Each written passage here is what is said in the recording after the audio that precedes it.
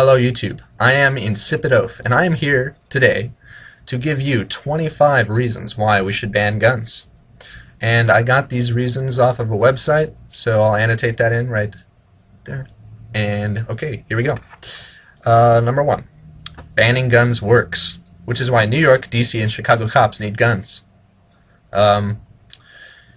Washington, D.C.'s low murder rate of 80.6 people per 100,000 is due to strict gun control, while Arlington, Virginia's high murder rate of 1.6 people per 100,000 is due to lack of gun control.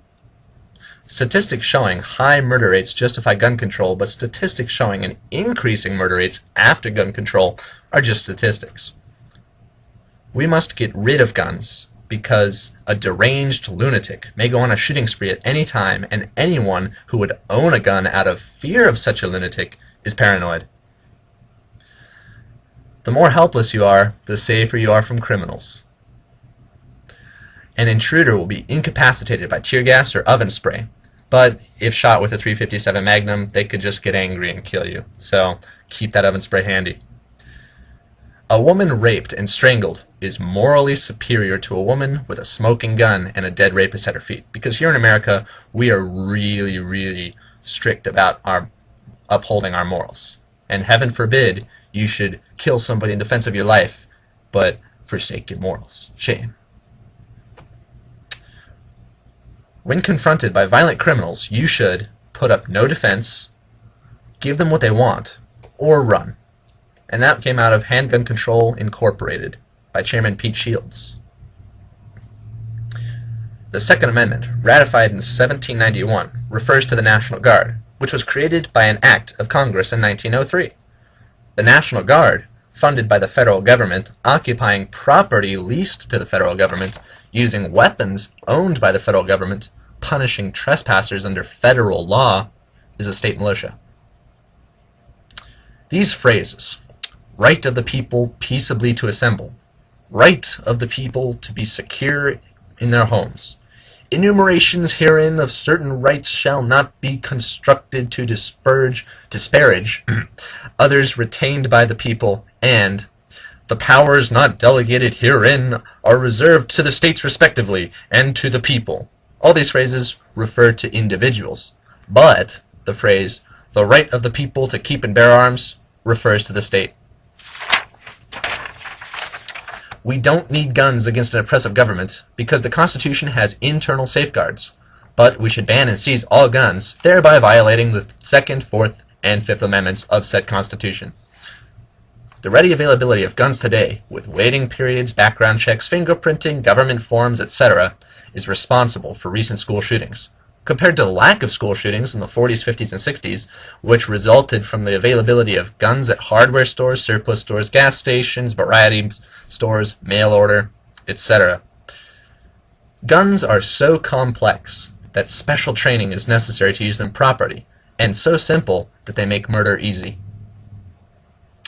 Ordinary people in the presence of guns turn into slaughtering butchers, but revert to normal when the weapon is removed. Oh, I've got a knife. I'm a slaughtering. Oh, no, I'm fine. Yeah. Hey, you wanna go to the park and slaughter some people now that I have a knife? But now that I don't, I'm just fine.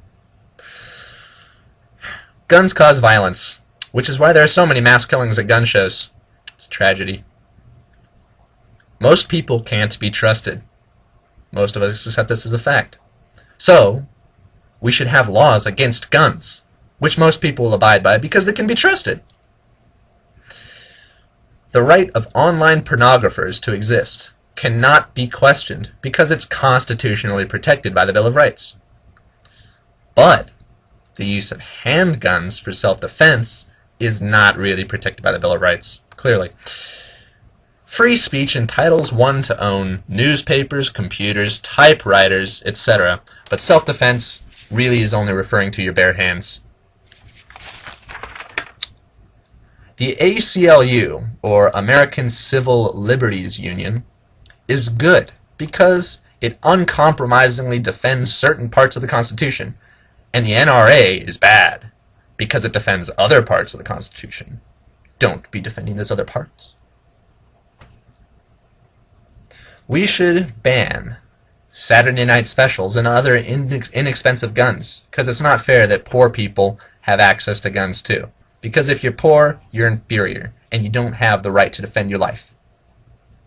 Sorry, that's America for you. Go move to Canada. Private citizens don't need a gun for self-protection, because the police are there to protect them, even though the Supreme Court says that the police are not responsible for your protection. Trigger locks do not interfere with the ability to use a gun for defensive purposes, which is why you see police officers everywhere with one on their duty weapon. Don't you? When Handgun Control Incorporated says that they want to keep the guns out of the wrong hands, they don't mean you, really. And remember, when seconds count, the cops are only minutes away to defend your life. Thanks for watching.